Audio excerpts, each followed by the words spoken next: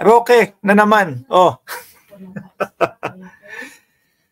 Mapapakamot ulo ka na lang dito no? Kay Mr. Attorney Harry Roque. Oh. Sabi niya ho dito sa kanyang post, mga kababayan, eyewitness daw po na si Cathy Binag. Ayan. Itinuturo o pinangalanan din po yung Altenco ng PAGCOR, mga bossing, as another gumagamit ng ipinagbabawal na gamot during sa Maharlika interview. Diyan lang naman po lumalabas yan para madaming views. Ano po? Dito matatawa na lang ho tayo, mga kababayan. No? Lalong-lalo na ho, yung nakasubaybay po, mga kababayan, nung hearing ni Attorney Harry Roque, kung bakit po lumitaw, isa po sa dahilan kung bakit lumitaw yung pangalan ni Harry Roque sa mga pogo ho, mga bossing. Bakit daw ho, mga kababayan? Ba't matatawa dito yung mga nakasubaybay po dun sa hearing na yon?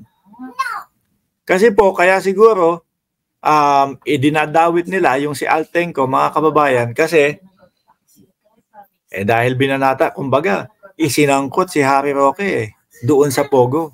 Doon sa yung pagsama daw po kay, ano ba pangalan nun? Nakalimutan ko yung Chinese na yon. Na isa din po sa hinahanap, mga kababayan, para humarap po doon sa Senado at sa Kongreso. Kumbaga, etong post nila na ito at etong pagdawit ho nila dito kay Altenco, mga kababayan, pagganti na lang ho ito, pagbawi na lang ho ito, mga bossing. Kaya ho naggagaganyan yan, mga kababayan, dahil ho may mga lumabas ng order, meron na hong mga pagpapamanman sa kanila, ang immigration, para hindi makalabas.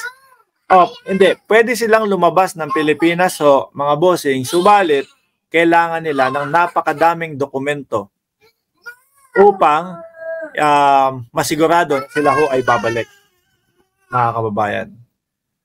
Yan, di ba? Nakikita nyo ho kung paano nila i-connect, paano nila idawit yung mga nakakahadlang ho sa kanila, mga kababayan. Yung mga kumbaga parang nandadawit po sa kanila, mga bossing.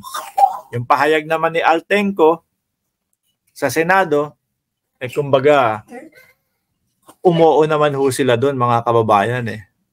Eto nga lang ho, etong pagdawit nila sa pangalan ni Altenco na gumagamit ho ng pinagbabawal na gamot, eto ho ay kailangan nilang patunayan, mga bossing. Okay? So ipagpapatuloy na lang ho natin to, mga boss, Chief Amo, sir. Mamayang umaga ho dyan sa Pilipinas. No? May isa tayong topic na hindi na topic, pero itutuloy na lang po natin bukas ng umaga. Sabi ni Emma Beltran, welcome ICC, welcome Interpol. Sa 1,000 viewers po na nanonood, maraming salamat po sa inyong pagsubaybay at pagtangkilik dito sa channel na ito. Huwag nyo pong kalimutan na mag-subscribe, mag-like, and mag-share ng ating video. Muli po, maraming salamat and God bless po sa ating lahat. Sabi ko ho sa inyo hindi ko nakikita kay Bato de la Rosa na huhudasin ang dating Pangulong Duterte, mga kababayan.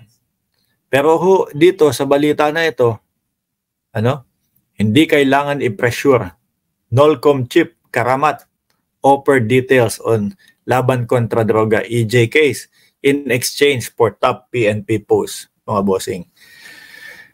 Sabi ko po sa inyo, doon sa mga last vlogs natin, mga bossing, na meron dyan na maghuhudas,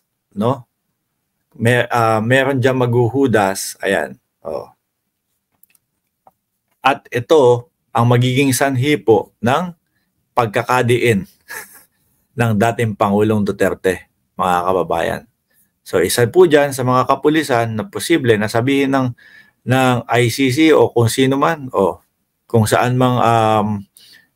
man hong pagdinig na sige, total kapalit yung aking paglaya, mas mabilis na paglaya, sasabihin ko na kung ano yung aking mga nalalaman. Sasabihin ko na kung sino talaga yung nag-utos. Basahin nun natin na mabilisan ito. Police Major General Romeo Karamat, Chief of the PNP, Philippine National Police, Northern Luzon Command. O yan, PNP NOLCOM, allegedly offered to disclose everything he knew about extrajudicial killing related to the Duterte administration drug war in exchange for being appointed of PNP chief. This was the claim made by National Intelligence Coordination o NICA Director General Ricardo De Leon Thursday, August 8. In response to Senator Bato's allegation that De Leon and House Speaker Martin Romualdez pressured certain police officials to testify against former Rodrigo Duterte before the International Criminal Court. Sabi po sa kanila, mga kababayan, nako, ano yung sinasabi ninyo, no? Na ganyan, na pinipilit pa. Hindi na kailangan pilitin, kusa ng kumakanta. Yan po ang pagkakaintindi ko dyan sa balita na yan, mga bossing. Kusa ng kumakanta, hindi na kailangan pilitin. Hindi na kailangan opera ng kung ano-ano. O ha? Ikaw ba naman? Kung operan ka, kunyari, yung sinasabi natin, kung 20 taon ka dapat nasa loob ng kulungan, pag ikaw ay nakipagtulungan sa amin, gagawin ka namin witness, hindi naman pwedeng hindi ka na makulong. Ano? Pero, babawasan namin yung mga taon na ikaw ay mananatili sa kulungan.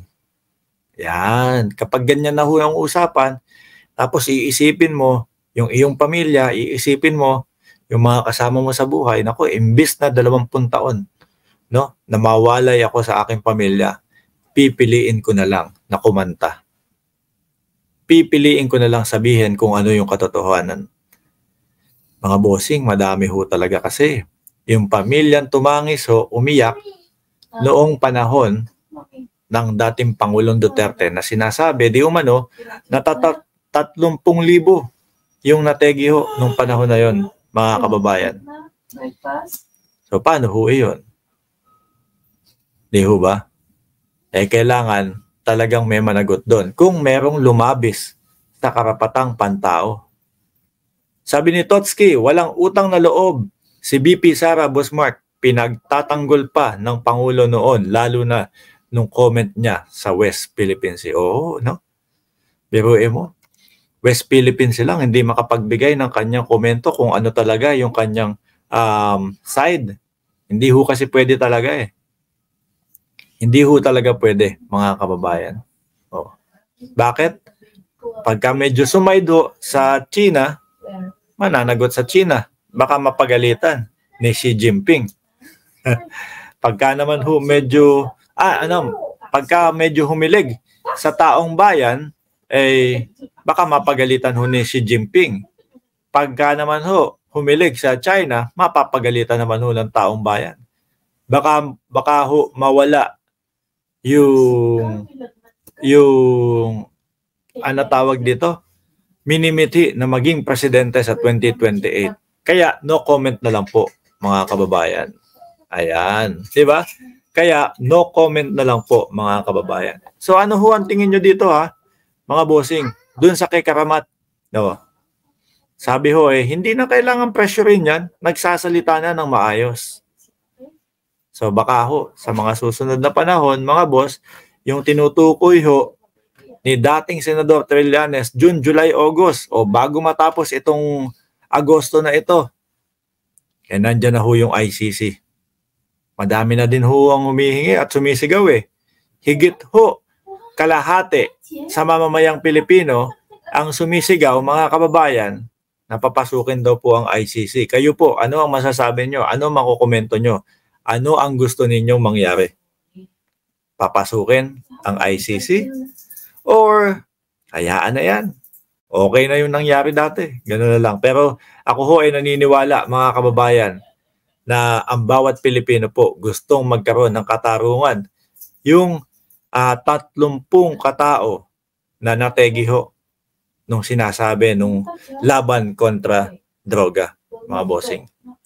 Ayan, yan yung ano natin, pang-limang topic natin.